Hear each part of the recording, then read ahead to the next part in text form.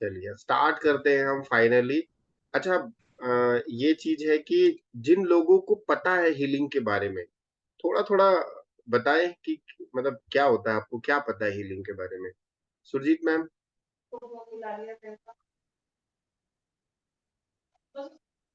आप म्यूट हैं।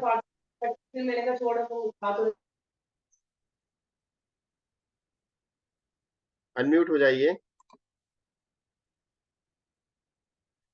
चलिए ठीक है, किसी मैं को पता बताता है हूँ। तो हीलिंग के बारे में, जिनको पता है, जिन्होंने हैंड रेस किया था, वो थोड़ा सा बताए कि हीलिंग के बारे में आपको क्या पता है। जी बताएं। जैसे कि अगर हम सूर्य का ऊर्जा बढ़ाना चाहते हैं, तो पिंक कलर के बोतल को हम सूर्य के प्रकाश में रख दे पानी भर के, और उसे हम ग्रहण करना शुरू करें, तो ये वाटर हीलिंग के थ्रू हम सन को पॉजिटिव बनाते हैं। ठीक है, ये एक वाटर हीलिंग आ गया। ठीक है, ये हीलिंग के डिफरेंट डिफरेंट पार्ट होते हैं करल, वो आगे मैं अभी क्लासेस में बताऊंगा। और बताइए।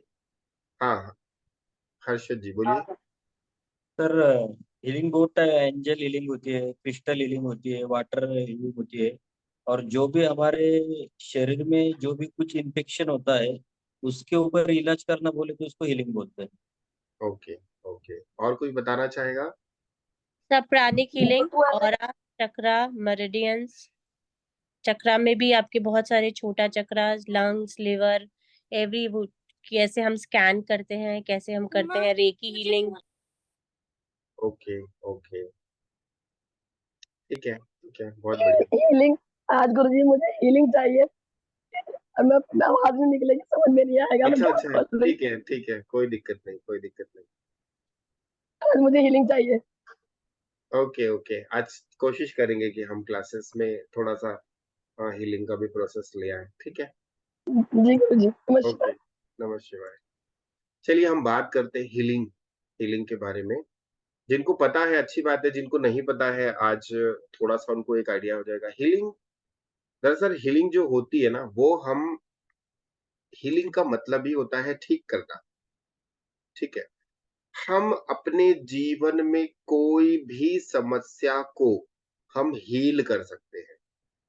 मतलब आपकी लाइफ में अगर फिजिकली कोई प्रॉब्लम आ रही है, तो आप उसको हीलिंग के माध्यम से ठीक कर सकते हैं। आपकी लाइफ में अगर मेंटली प्रॉब्लम आ रही है, तो आप हीलिंग के माध्यम से ठीक कर सकते हैं। आपके फाइनेंशियल प्रॉब्लम चल रही है, तो भी आप हीलिंग के माध्यम से उसको ठीक कर सकते हैं। अब ये हीलिंग है क्या? हीलिंग डिफरेंट डिफरेंट टाइप्स की हीलिंग्स होती है, जिसको अभी मैडम ने बताया, प्राणिक हीलिंग है, रेखी हीलिंग है, एंजल हीलिंग है, और वाटर हीलिंग है, कलर हीलिंग है, फ्रूट्स हीलिंग है। मतलब number of things of healings होती है। ठीक है, फिर मंत्र जब से हीलिंग होती है, और यंत्रा से हीलिंग होती है, स्टोन से हीलिंग होती है। मतलब जिस जगह पे हम, जब लाइफ में हमारे बहुत सारी प्रॉब्लम्स आती हैं, तो उन प्रॉब्लम्स को हम किस तरीके से ठीक करते हैं, वो है हीलिंग। हीलिंग दरअसल एनर्जी है, एक E is equal to M C square, energy का फॉर्म है। मान लो किसी व्यक्ति की लाइफ में कोई प्रॉब्लम आई, उसने को स्टोन पहना अपने प्लैनेट को अच्छा बनाने के लिए। जैसे अभी उन्होंने कहा कि एक रेड कलर की बॉटल में पानी भर के रख दें, और सूर्य के प्रकाश में उस पानी को रखें और पानी को पिया जाए, तो उससे व्यक्ति का सूर्य स्ट्रांग होता है। ये भी एक हीलिंग है। तो इसे हम कहते हैं वाटर हीलिंग, वर्ड्स हीलिंग। ठीक है, शब्दों के माध्यम से भी हीलिंग किया जा सकता है। ठीक है, आपके शरीर में जो भी एनर्जीज हैं, वो एनर्जी को, नेगेटिव एनर्जी को रिमूव करके, चैनलाइज करके पॉजिटिविटी में डाला जा सकता है। आप लोगों ने कभी ऐसा सोचा है, या अभी कभी ऐसा देखा है? ये जनरली कॉमन सी बात है, और मैं हर वेबिनार में ऐसा कहता हूं कि ऐसा क्यों होता है कि एक ही माँ बाप के दो बेटे, एक बेटा बहुत पैसे वाला होता है, और एक बेटा बहुत गरीब होता है, वो सिर्फ अपनी रोजी रोटी कर रहा होता है। एक ही माँ बाप की दो बिटिया, एक बिटिया की शादी एक अच्छे घराने में होती है, वेल सेटल्ड होती है, और वही दूसरी बिटिया की जो शादी है, वो एक नॉर्मल परिवार में होती है, उसका पति प्रताड़ित करता है, उसको तकलीफ देता है। यहाँ पर जनरली बहुत सारी ऐसी चीजें होती हैं। फिर उसके बाद ये भी होता है कि एक ही टाइप के व्यापार बहुत सारे लोग करते हैं, परंतु उस व्यापार में कुछ लोगों को ही सक्सेस मिलती है और कुछ लोग असफल हो जाते हैं। आप लोगों के सामने भी बहुत सारे ऐसे एग्जाम्पल्स होंगे। आप लोगों ने देखा होगा कि एक मोबाइल की शॉप है, जहाँ पर बहुत भीड़ लगी होती है और उसी जगह पे 2-3 दुकानें हैं, वहाँ पे भीड़ ही नहीं लगी होती। मतलब वहाँ कस्टमर का फुटफॉल कम होता है। एक शोरूम है, उस शोरूम में नंबर ऑफ क्लाइंट्स होते हैं, बहुत सारे क्लाइंट्स होते हैं, वहाँ बहुत सारे कस्टमर होते हैं, परंतु दूसरे शोरूम में वो मक्खी मार रहे होते हैं। तो ये क्या है? ये प्रभाव होता है एनर्जी का। E is equal to MC square. अब हर जगह में 2 एनर्जीज होती हैं, एक पॉजिटिव और एक नेगेटिव। आप सभी लोगों को पता होगा, पॉजिटिव एनर्जी कैसे काम करती है, नेगेटिव एनर्जी कैसे काम करती है। ज्यादातर क्या होता है, हम अपनी लाइफ में अननोइंगली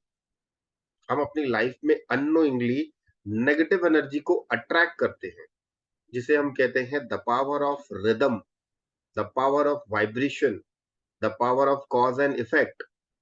ये यूनिवर्स के कुछ लॉज होते हैं। इन लॉज के हिसाब से हम अपने जीवन में बहुत सारी प्रॉब्लम्स को खुद ब खुद मतलब लेकर आते हैं।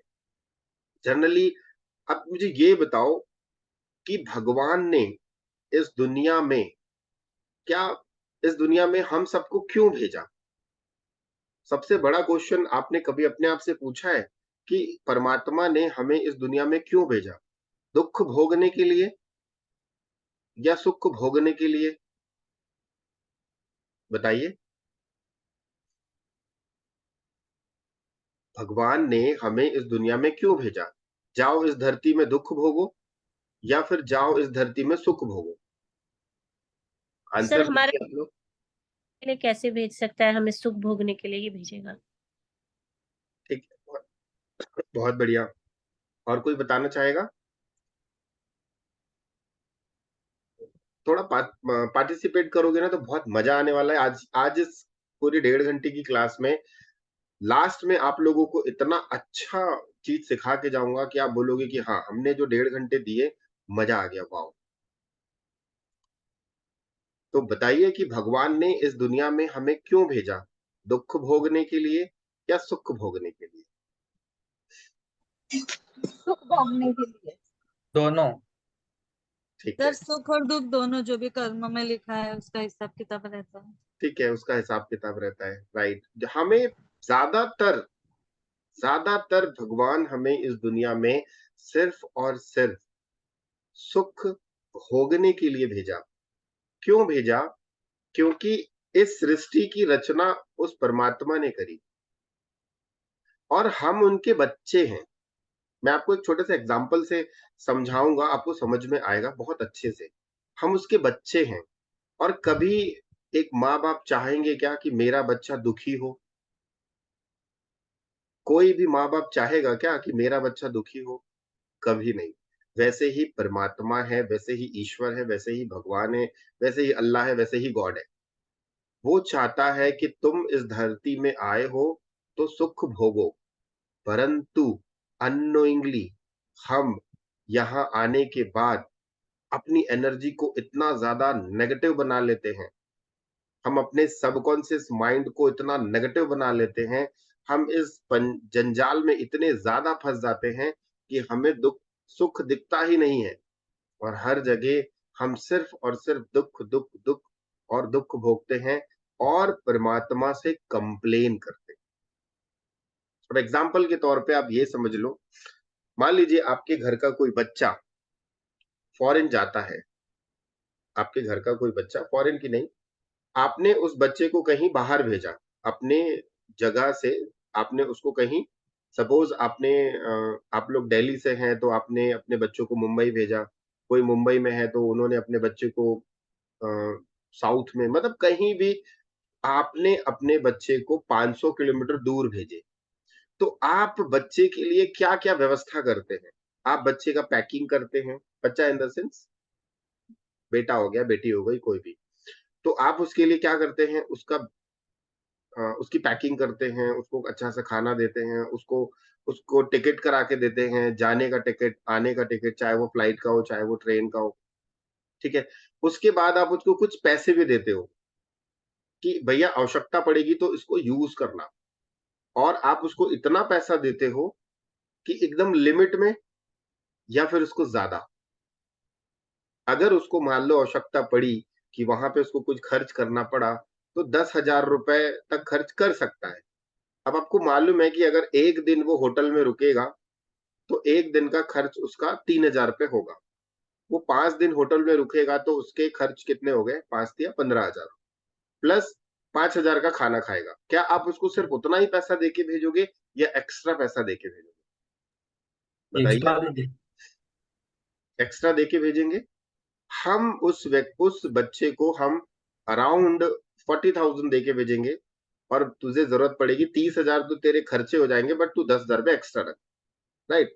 अब वहां पर वो बच्चा जाता है, बच्चा जाने के बाद अपना काम नहीं करता, जिस पर्पस से आपने उसको भेजा वो पर्पस पूरा नहीं करता है।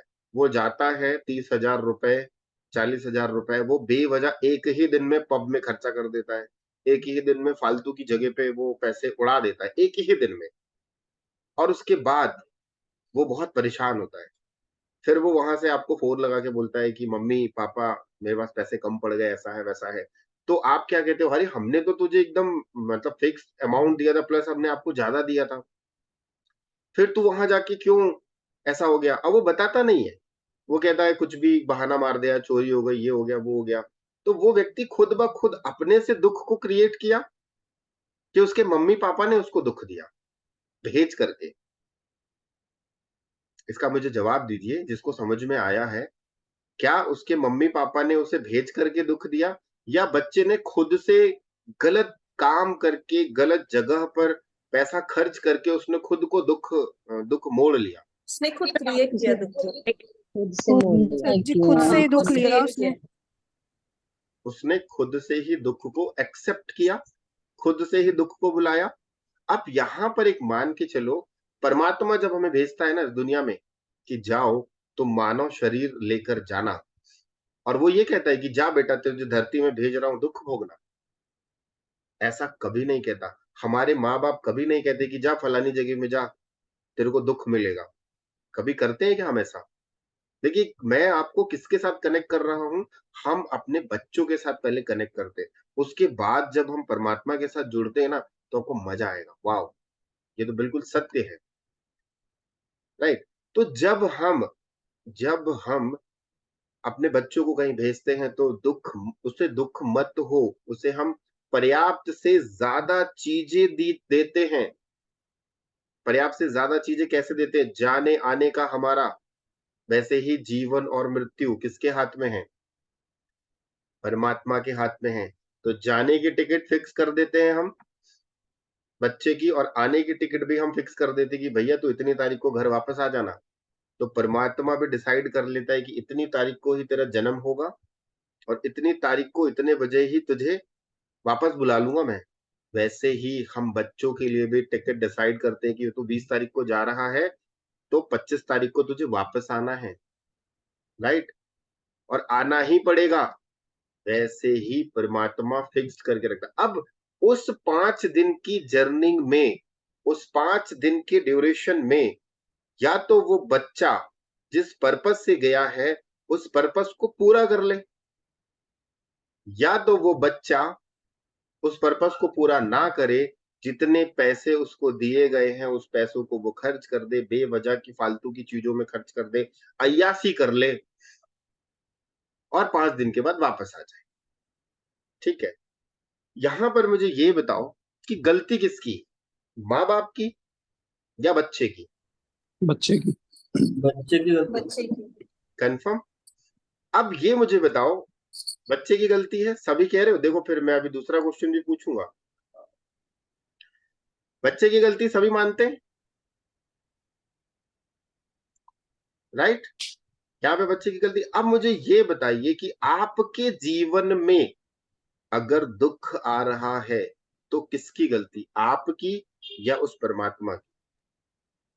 खुद हमारी की एक्सेप्ट करते हैं या नहीं करते हैं? करते हैं यस है ना? हमारी गलती, बट उस गलती को सुधारा कैसे जाए? अच्छे कार्य करके। अच्छे कर्म करके। अब अच्छे कर्म तो अब हम 10 साल पीछे तो जा नहीं सकते, जो हो गया सो हो गया, है ना? राइट। अब एक चीज और समझना, अब मान लो उस बच्चे को पता चल गया कि यार मैंने तो गलती कर दी, अब उसको पश्चाताप करना है, तो वो क्या करेगा? वो करेगा हीलिंग। वो अपने पास्ट में जा कर के, वैसे तो पास्ट में नहीं जाएगा, परंतु अपनी एनर्जी को पास्ट में जाकर के वहां से हीलिंग करेगा और प्रेजेंट मोमेंट को अच्छा बनाएगा और उसका फ्यूचर अच्छा बनेगा। आप लोगों ने जनरली सुना है ना, बीज बोया बबूल का तो आम कहाँ से होए? जनरली बड़े लोगों से सुने है ना, बीज बोया बबूल का तो आम कहाँ से होए। या एक और कहावत है, जैसी करनी वैसी भरनी, है ना? जैसा आप बोओगे वैसा आप काटोगे। ये सब हमने सुना है, परंतु जब प्रॉब्लम हमारी लाइफ में होती है तो हम सबसे पहले किसको कंप्लेन करते हैं? जब हमारी लाइफ में हमें दुख आता है तो हम किसे भगवान को complain करते हैं? किस्मत को कोसते हैं। किस्मत को कोसते हैं, भगवान को कोसते हैं, मम्मी पापा को कोसते हैं, टीचर को कोसते हैं। मतलब हर जगह हम किसी ना किसी को हम एक मीडियम बना लेते हैं। बट कभी आपने खुद को कोसा है? ये बहुत बड़ा क्वेश्चन है। जिस दिन इस बात को कोई व्यक्ति समझ गया ना, उसी दिन, उसी क्षण, उसी पल उसका दुख खत्म हो जाएगा। उसी पल उसके साथ डिवाइन कनेक्ट हो जाएगा, यूनिवर्स कनेक्ट हो जाएगी और उसकी लाइफ में चीजें खुद ब खुद बेहतर बेहतर और बेहतर होने लगेगी। बात समझ में आ रही है मेरी, जो मैं कहना चाह रहा हूं, कि नहीं आ रही है, कि ऊपर से निकल जा रहा है? आ रही है? हाँ जी ठीक है। यस यहां पर देखो, जिस दिन आप ना भगवान से शिकायत करोगे ना, परमात्मा कभी आपकी नहीं सुनेगा। जिस दिन आप बोलोगे ना कि ये सारे दुख का कारण मैं हूं, इस दुख का कारण मैं हूं, जो मेरे जीवन में हो रहा है, अच्छा बुरा जो हो रहा है वो मैंने ही क्रिएट किया। अहम ब्रह्मास्मि, मैं ही अपने भाग्य का विधाता हूं, मैं ही अपने भाग्य का रचयिता हूं। इस शब्द को आपने कभी सुना है, अहम ब्रह्मास्मि? ब्रह्मास्मि। हाँ सुना है। सुने? हाँ सर इसका हाँ जी। मतलब यह है कि अहम ब्रह्मास्मि मतलब मैं ही अपने भाग्य का विधाता हूं, मैं ही अपने भाग्य को बनाता हूं, मैं ही अपने भाग्य को खराब करता हूं और मैं ही अपने भाग्य को अच्छा बनाता हूं। अब ये कैसे? थोड़ा स्टोरी के फॉर्म में समझाऊंगा तो बहुत मजा आएगा। एग्जाम्पल के तौर पे आप ये मान के चलो, आपने देखो इस ये यूनिवर्स बहुत, मतलब ये हमारा जो संसार है ये बहुत प्यारा है, नो डाउट। इसमें आप नेचर में आप चले जाओ, उसमें आप नदियां हैं, पहाड़ हैं, फ्लावर्स हैं, फूल, मतलब सब कुछ। अब कई लोगों का जो थॉट पैटर्न होता है वो गंदा होता है। तो कहते हैं ना कि कीचड़ में कमल खिलता है, तो आप देख किसको रहे हो, कमल को या कीचड़ को? राइट। वैसे ही आपके जीवन में आप क्या देख रहे हो, दुख को या सुख को? कई लोगों की एक बात आती है कि सर बोलना बड़ा आसान है, जब भोगा जाता है, जब तकलीफ होती है तब पता चलता है। मैं कहता हूं कि ठीक है, मैं मानता हूं, और इस चीज से हम एक्सपीरियंस भी कर चुके हैं सभी लोग। जिस व्यक्ति की हड्डी टूटी होती है ना, उसी को हर दर्द का एहसास होता है कि हड्डी टूटने में कैसा दर्द होता है। और जिसकी नहीं टूटी होती है ना, वो कहता है अरे कुछ नहीं होता, 4 दिन में ऐसे करो वैसे करो सब ठीक हो जाता है। तो वही व्यक्ति एक्सपीरियंस कर सकता है जिस व्यक्ति को वो चीजें उसके लाइफ में मैनिफेस्टेशन में आई। अब एग्जाम्पल के तौर पे मान लीजिए आपने एक बहुत खूबसूरत सा घर बनाया,